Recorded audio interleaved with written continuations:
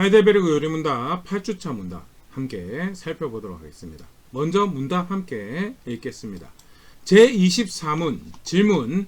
이 조항들 사도신경은 어떻게 구분됩니까? 답. 세 부분으로 구분됩니다. 첫째, 성부 하나님과 우리의 창조. 둘째, 성자 하나님과 우리의 구속. 셋째, 성령 하나님과 우리의 성화입니다.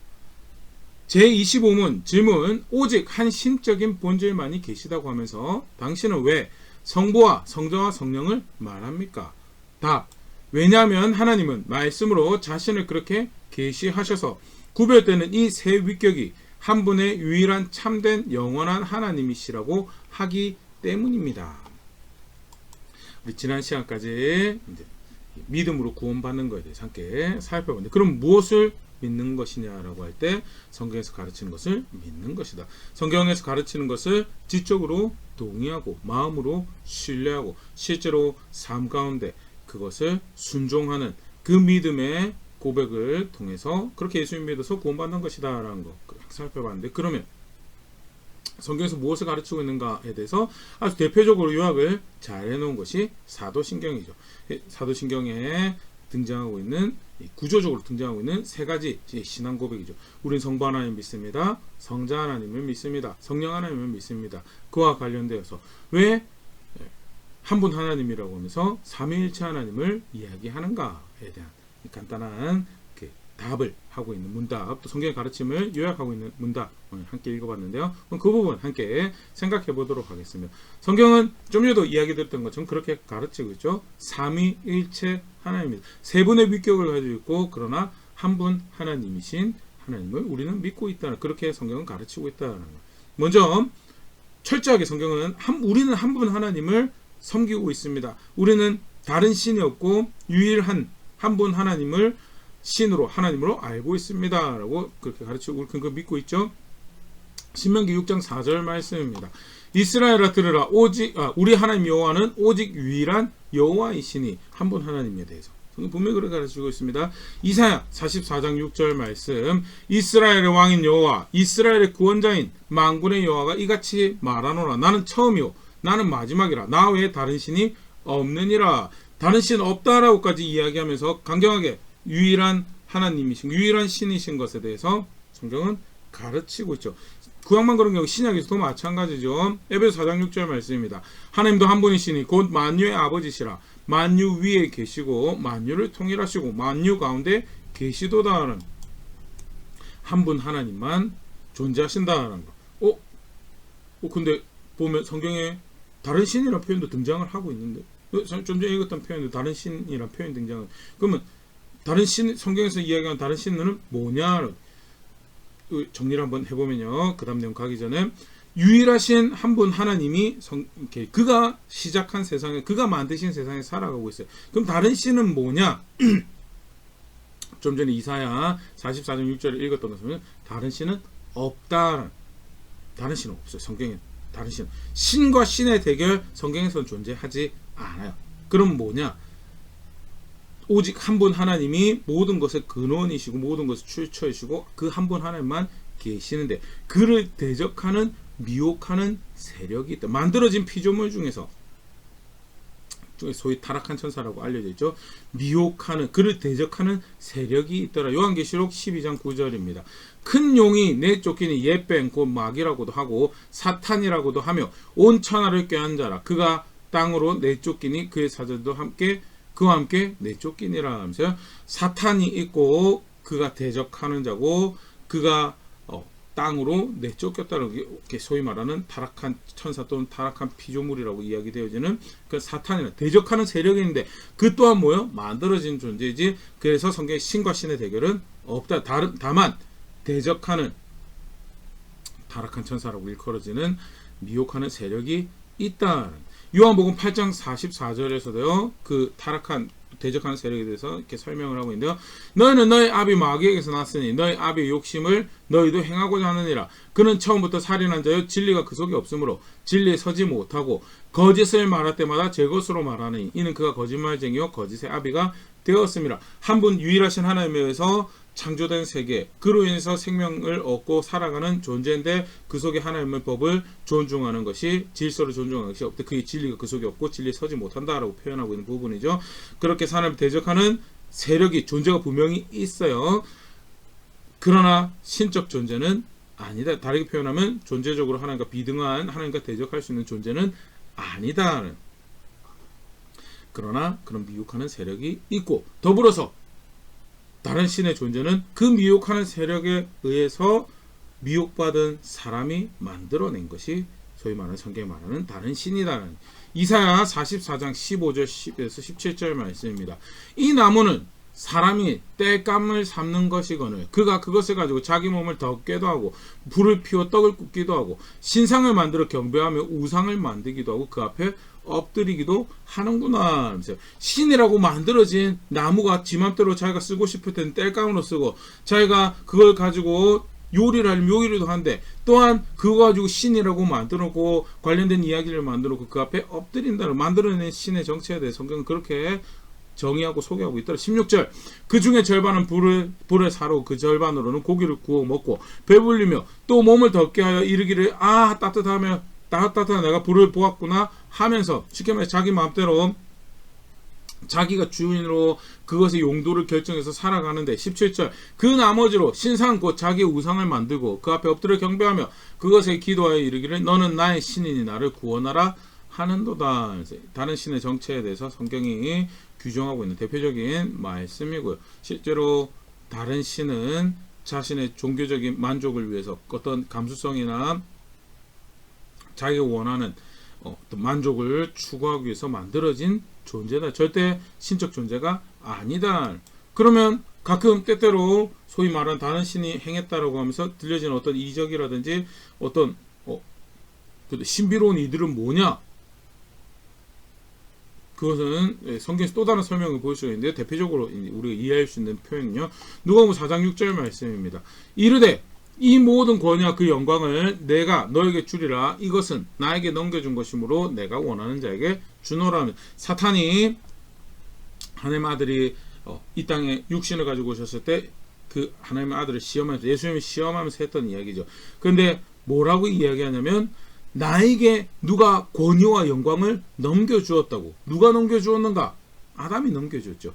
하나님의 형상으로 하나님의 어떠하심을 드러낼 수 있는 권위와 영광을 가진 하나님의 형상 대표로 아담이 하나님 말씀을 따르지 않고, 소위 말하는 아까 그런 표현이 있었죠. 진리가 그 속에 없고 진리에 서지도 못한다라고. 하나님 말 따라야 돼. 하나님 말씀입니다. 하나님 말씀 따르지 않기로 작정했을 때 그 아담은 그 사단의 미혹에 무릎을 꿇게 된 거죠. 권위를 그에게 넘겨주고 영광을 그에게 내어주고, 그래서 실제로 사단이 권위를, 영광을 행사하는 것은 사람이 그에게 권위를 넘겨줘서 그런 미혹을 행하는 것이고, 만들어진 다른 신이 그렇게 해서 존재하는 것, 그가 권위를 가지게 되는 것도 그런 경황에서 발생한 것이다. 그게 성경이 설명한 바고요. 절대 다른 신은 없고 유일한 신, 유일한 하나님이 성경에서 가르치고 있는 하나님에 대한 중요한 이해죠. 그런데 동시에 세 분 하나님에 대해서 가르치고 있죠. 성부 하나님, 성자 하나님, 성령 하나님이라고 가르치고 있는데, 그러면 유일하신 신이 있고 그가 만들어낸 성자와 성령이 있는, 격이 떨어진 신이 있는 것은 아닙니까? 그 성경에서 어떻게 가르치는지 우리 중요하게 기억해야 돼. 우리 사실은 우리 이해를 초월한, 하나이면서 세계이고 세계이면서 하나인 것, 사실은 우리가 이해할 수 있는 세상이 아니죠. 그렇기 때문에 더더욱 주신 계시에 따라서, 주신 말씀에 따라서 그거에 대해서 이해를 해야 되는데요. 혹 한 분 하나님이고 그 위에 떨어진, 그 격이 떨어지는 주신이 있고 그거 떨어지는 부속적인 성자와 성령이 아닌가라고 이해하기 쉬운데, 그렇지는 않다라는 것. 오히려 동일한 본질이다라고. 빌립보서 2장 6절 예수님에 대해서 가르치면서 이렇게 가르치는, 그는 근본 하나님의 본체시나 하나님과 동등됨을 취할 것으로 여기지 아니하시고 그는 근본 하나님과 동등된 존재다. 성자 하나님 절대 격이 떨어지는 부속적인 신이 아니라 하나님과 동등한 본질을 가지고 있는 신이다라는 그러면 성령 하나님은 사도행전 5장 3절 4절에서 다시 우리가 이렇게 이해할 수 있는 힌트가 주어지고 있는 사도행전 5장 3절 4절. 베드로가 이르되 아나니아 어찌하여 사탄이 너의 마음에 가득하여 네가 성령을 속이고 땅값 얼마를 감췄느냐. 아나니아가 삽비라가 명성을 얻기 위해서 재산을 정리하고 큰 돈을 헌금하는 척하면서 일부를 자신들을 위해서 남겨놨죠. 그러면서 전체를 이렇게 헌금한 것처럼 자신의 명성을 얻기 위해서 그렇게 거짓을 행한 거에 대해서 베드로가 뭐라고 얘기하냐면 성령을 속였다라고. 성령을 속였다. 그런데 그걸 그 다음 주에 다시 뭐라고 표현하고 있냐면 땅이 그대로 있을 때에는 너의 땅이 아니며 판 후에도 너의 마음대로 할 수 없더냐. 어찌하여 이 일을 내 마음에 두었느냐. 사람에게 거짓말한 것이 아니고 하나님께로다. 성령을 속인 거에 대해서 하나님을 속였다라고 그렇게 표현을 하고 있더라라는 거예요. 쉽게 말해서 성령 하나님도 성경에서 어떻게 이해되어지고 있는가? 하나님으로 예수님만 동일한 본질을 가지고 있을 뿐만 아니라 성령도 자칫 잘못하면 일종의 어시스턴트처럼 여겨지는, 조수처럼 여겨지는 그런 존재지만 절대 그런 본질적으로 그런 존재가 아니고 본질적으로 하나님과 동일한 본질을 가지고 계신 하나님이더라. 그럼 어떻게 셋이 될 수 있는가? 그냥 혹시 한 존재인데 그때 필요한 대로 성자로 변했다가 성령으로 변했다가 그런 건가? 이제 사실 또 그렇지는 않아요. 그래서 아까도 제가 얘기했던 것처럼 우리 이해를, 우리가 생각하는 논리를 초월한 그런 존재고, 그렇기 때문에 계시한 그대로 아는 것이 굉장히 중요해요. 한 분 하나님이시지만 동일한 본질을 가지고 있는 세 위격을 가지고 계시면서 그것이 그렇게 사역하고 소개되어지더라. 마태복음 3장 16절 17절 대표적인 말씀이죠. 예수께서 침례를 받으시고 곧 물에서 올라오실새 하늘이 열리고 하나님의 성령이 비둘기같이 내려 자기 위에 임하심을 보시더니, 예수님과 성령님은 다른 분이세요. 그래서 한 장면에서 각기 다른 존재로 등장을 하고 계시더라라는 것. 그러면 성부 하나님은 17절 하늘로부터 소리가 있어 말씀하시되 이는 내 사랑하는 아들이요 내 기뻐하는 자라 하시더라. 형상이 없으신 영적인 존재로 존재하시는 성부 하나님은 목소리로 자신의 존재를 알리시면서 침례를 받으시는 예수님과 비둘기 같은 모양으로 등장하시는 성령 하나님, 목소리를 해서 각기 다른 위격으로 존재하시는 한 하나님이 변신을 한 것이 아니고 한 분 하나님이시지만 동일한 본질을 가신 다른 세 위격으로 존재하시는 한 분 하나님이시더라. 그게 도대체 뭐냐? 아까도 얘기했지만 사람이 이해를 초월해. 그러나 분명한 것은 성경에서는 한 분 하나님이다. 한 분 하나님이고, 그러나 다른 각각 다른 역할을 감당하시면서 다른 사역을 펼쳐내. 그러나 동시에 한 분 하나님 존재하시면서 언제나 늘 영원하신 하나님, 언제나 늘 그 삼위의 하나님으로 사역하시는 분이 성경의 하나님이에요. 그게 성경이 가르치고 있는 우리의 하나님이에요. 그래서 우리가 사도신경에서도 나는 성부 하나님을 믿습니다. 나는 성자 하나님을 믿습니다. 나는 성령 하나님을 믿습니다. 그렇게 바르게 고백하는 것이 성경에서 가르치고 있는 바에 대해서 바르게 아는 자세고 바른 고백이다라는 거. 그럼 실제로 삼위일체 하나님께서 어떻게 사역을 하시는가? 간단하게 대표적으로 사역을 하나 보일 수 있는 게 사실 이제 구원의 사역, 우리의 구원의 사역이죠. 요한복음 3장 16절 말씀입니다. 하나님이 세상을 이처럼 사랑하사 독생자를 주셨으니 이는 그를 믿는 자마다 멸망하지 않고 영생을 얻게 하려 하심이라. 하나님께서 세상을 사랑하셔서 그들을 구원하실 뜻을 정하시고 구원을 행하시는데 어떻게 행하시느냐? 하나밖에 없는 아들을 보내주셔서 구원을 베푸시더라라는 거죠. 하나님께서 작정하셔서, 하나님께서 계획하셔서 아들을 보내주셨다는 게, 그게 구원사역에서 하나님께서 하시는 일이었죠. 그러면 그 가운데 하나님 아들은 어떤 일을 하셨는가? 고린도서 15장 3절 4절 내가 받은 것은 먼저 너에게 전하였느니 이는 성경대로 그리스도께서 우리 죄를 위하여 죽으시고 장사 지낸 바 되었다가 성경대로 사흘 만에 다시 살아나사. 여기 성경대로라는 것은 아버지의 작정대로, 하나님 아버지의 뜻대로, 하나님 아버지의 말씀대로라는 것을 의미하는 거죠. 십자가에 달리신 하나님의 아들은 하나님 말씀대로 그렇게 오셔서 아버지 뜻이 이루어져서 그렇게 우리 죄를 위해서 죽으시고, 하나님 뜻이 이루어져서 하나님 말씀이 말씀하신 대로 이루어져서 예수님께서 거기 순종하셔서 사흘 만에 다시 살아나셔서 그가 우리의 구원이 되시고 소망이 되셨다는 한 구원의 사역을 행하시는데, 하나님은 성부 하나님은 그렇게 사역하시고 성자 하나님은 이렇게 사역하셨다는 거. 그러면 성령 하나님은 무슨 일을 하시는가? 고린도서 12장 3절 말씀입니다. 그러므로 내가 너에게 알리노니 하나님의 영으로 말하는 자는 누구든지 예수를 저주할 자라 하지 아니하고 또 성령이 아니고는 누구든지 예수를 주시라 할 수 없느니라. 복음이 들려질 때 마음에 감화하셔서 예수 그리스도를 그리스도로 주로 고백할 수 있도록 그 일을 하신 분이 누구시냐? 그게 성령 하나님이시다. 요한일서 4장 2절 말씀입니다. 이로써 너희가 하나님의 영을 알지니 곧 예수 그리스도께서 육체로 오신 것을 시인하는 영마다 하나님께 속한 것이요. 예수 그리스도를 하나님 말씀하신 그대로 알고 그대로 믿고 거기에 그대로 신뢰를 고백하는 그거 성령께서 하시는 일이고 그게 바로 성령의 인도를 따르는 또한 또 다른 한 증거가 된다라고 이야기하면서요. 성령께서 어떤 일을 하시는가? 우리로 하나님 아들이 오셔서 우리의 구원이 되셨다는 사실을 마음으로 믿고 입으로 시인하고 실제로 그것을 따라갈 수 있도록 하는 역사를 펼치신다. 실제로 그렇게 해서 마태복음 12장 28절 그러나 내가 하나님의 성령을 힘입어 귀신을 쫓아내는 것이며 하나님 나라가 이미 너에게 임하였느니라.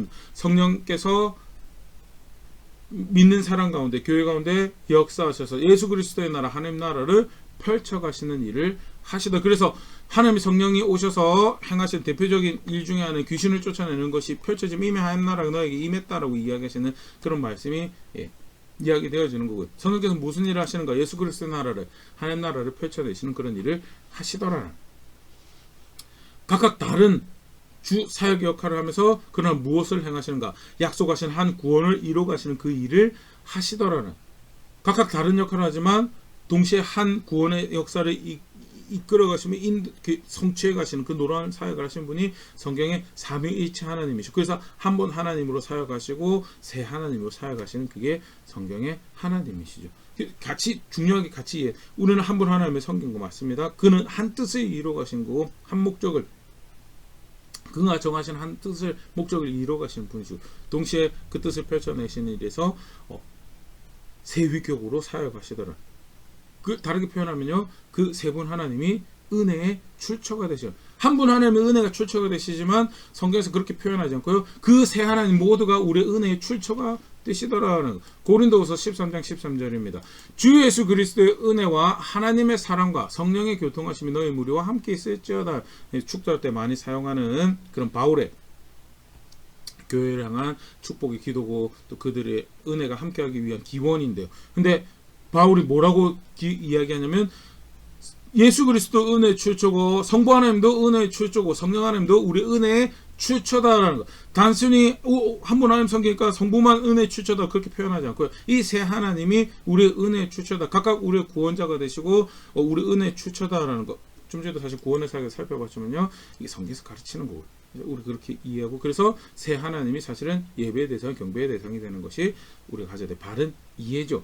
데살로니가 2장 13절 14절에서도 주께서 사랑하시는 형제들아 우리가 항상 너희에 관하여 마땅히 하나님께 감사할 것은 하나님께 감사할 제목들이 있다라는 것. 첫 번째, 하나님이 처음부터 너희를 택하신 성부 하나님이 계시죠. 성령의 구원하게 하심과 진리를 믿음으로 구원을 받게 하신 성령의 은혜로 깨끗하게 되어지고 거룩하게 되어지고 진리를 믿는 은혜가 주어지는 것.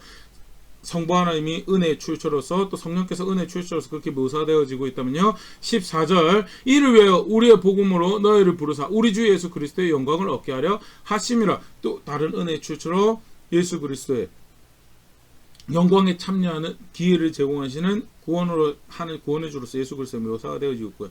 결국 조금 우리가 좀 전에 살펴봤던 고린도후서 13장 13절과 또 다른 표현이지만 새 하나님이 은혜의 출처 되셔서 너희를 하나님 백성 되게 하시는 그 은혜를 우리가 알고 그래서 우리가 감사할 제목이 있다라고 고백하는 것이 데살로니가 2장 13절 14절 요약하면 그렇게 되는 거고요.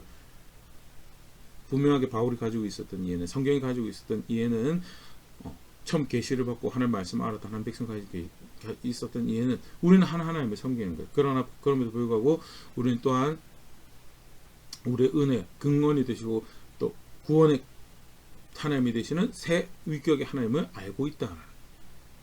또 다른 또 대표적인 말씀 하나 보면 마태복음 28장 19절 말씀입니다. 한 번 하나님 백성이 되는 거죠. 그럼에도 불구하고 뭐라고 이야기하고 있냐. 마태복음 28장 19절. 그러므로 너희는 가서 모든 민족을 제자로 삼아 아버지와 아들과 성령의 이름으로 침례를. 누구의 이름으로 구별되는 건가? 아버지와 아들과 성령의 이름으로 구별된다. 아버지와 아들과 성령의 이름. 한 하나님의 백성 아닙니까? 맞습니다. 그런데 누구의 이름으로? 아버지와 아들과 성령의 이름으로 구별된다. 굉장히 놀라운 신비고요. 하나님은 그러나 그 하나님 놀라운 계획하신 구원을 이루고 우리를 향한 그 하나님 신비한 뜻을 이루어 가실 때 이렇게 이루어 가시더라라는 것. 그렇기 때문에 우리는 신앙 고백한다라고 할 때, 그 하나님 안다라고 할 때 성경이 가르치는 대로 알아야죠. 한 분 하나님이지만 또 세 위격을 가지고, 사실 그게 굉장히 흥미로운 걸 이제 하나 더 볼 텐데요. 그래서 우리가 신앙에 대해서 이해를 가질 때도요, 우리 예수 그리스도를 구원의 주로 믿죠. 그리고 예수 그리스도 보여주신 하나님을 구원의 하나님을 알죠. 그러나 동시에 그 예수 그리스도 사람으로 우리를 빚어가시는 성령 하나님도 우리의 구원의 하나님으로 아는 것이 굉장히 중요한 이유고요. 고린도후서 3장 18절에 사실 그런 이해를 확인을 하고 있죠. 우리가 다 수건을 벗은 얼굴로 거울을 보는 것 같이 주의 영광을 보며 그와 같은 형상으로 변화하여 영광에서 영광에 이르니 곧 주의 영으로 말미암음이니라. 성령의 인도를 따라서 성령의 사람으로 살아간다라고 할 때 필연적으로 발생할 수밖에 없는 결과가 뭐냐? 그와 같은 형상으로 변화하여 영광에 이른다. 왜? 성령께서 그 일을 하시기 때문에. 여기서 그와 같은 예수님 같은 형상을 말하는 거죠. 성령은 우리로 하여금 예수 그리스도의 영광을 더 분명히 알도록 하시는 역사를 향해, 예수님께서 진리의 영이 오시면 내가 가르친 모든 것을 알고 그는 내 영광을 나타내는 분이다라고 요한복음에 그렇게 이야기를 하고 있고요. 실제로 오순절 사건 이후에 교회 가운데 계셔서 우리 가운데 무슨 역사를 펼쳐가시는가, 그와 같은 형상을 변화하도록 그 역사를 펼쳐가시고, 그 대표적인 모습이 거룩하게 하는 거죠. 거룩하게 함으로써 영원한 나라에 이르도록, 그 영원한 나라에 향하도록 그 역사를 펼쳐가신. 그런데 가져도 중요해요. 그래서 성령의 하나님이 된다는 것과 예수 그리스도 사람이 된다는 것은 똑같은 거예요. 뗄래야 뗄 수가 없는.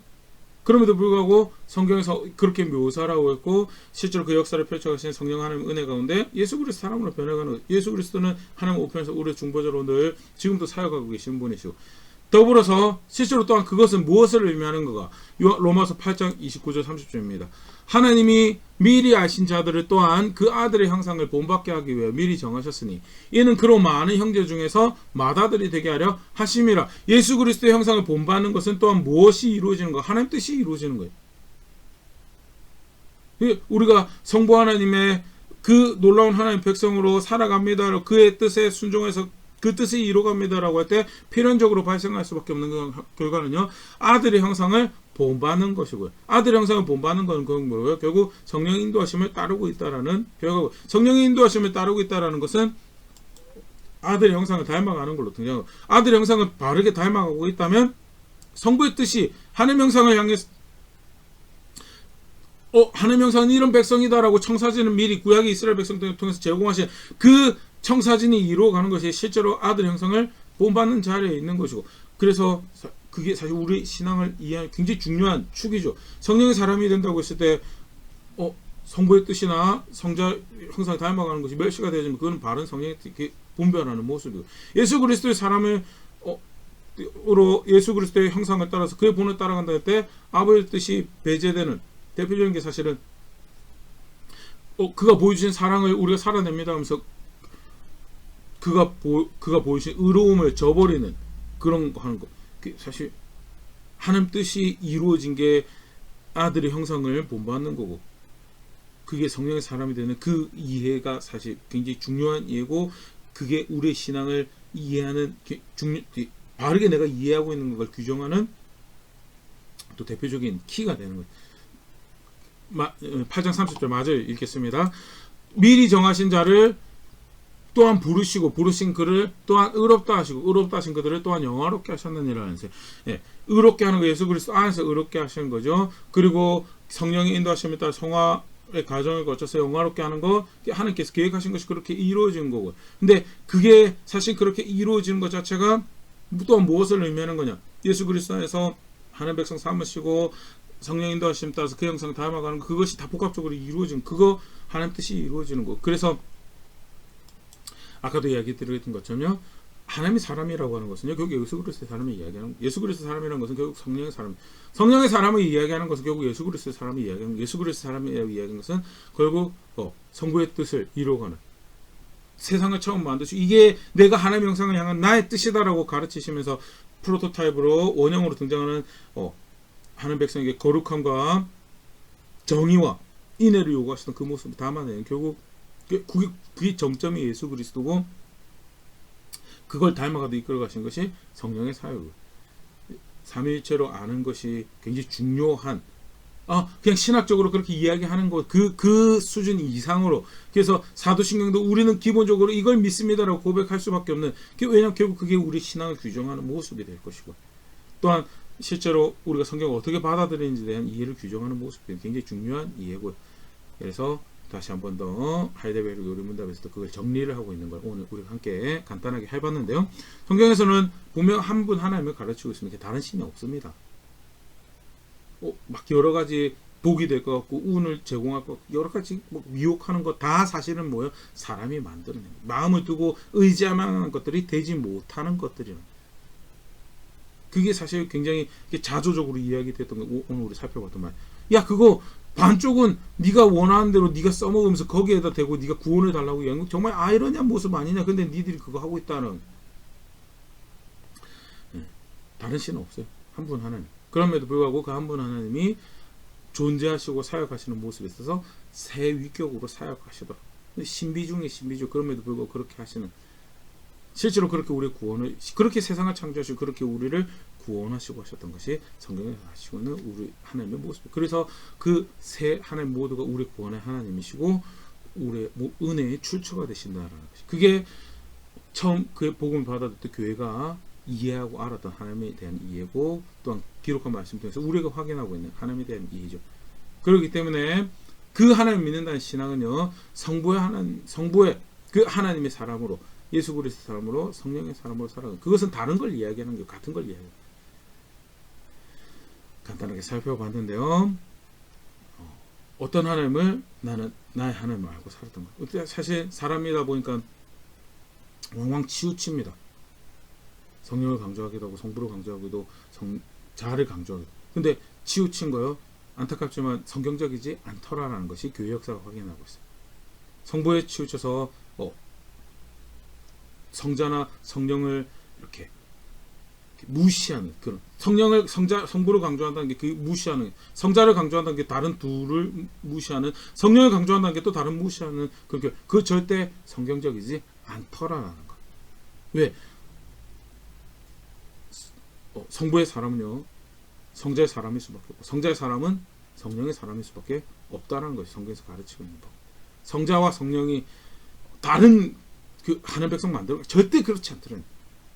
성령의 인도를 따르면요, 필연적으로 성자의 형상을 닮아가는, 그의 거룩하심과 그의 사랑하심, 인내하심을 담아내는 삶, 그 성자의 사람을 살아간다는 거냐, 필연적으로 나는 아버지의 뜻이 생명인 줄 알고 그걸 영생이라고 가르쳤다라고 이야기하는 그 성자의 이해를 담은 삶을 살아갈 수밖에 없다는, 하나님 어떻게 알고 이해하고 그에 따른 신앙을 고백해왔었던가, 다시 한 번 더 오늘 살펴본 내용 가운데 점검해 볼 수 있으면 좋을 것 같고요.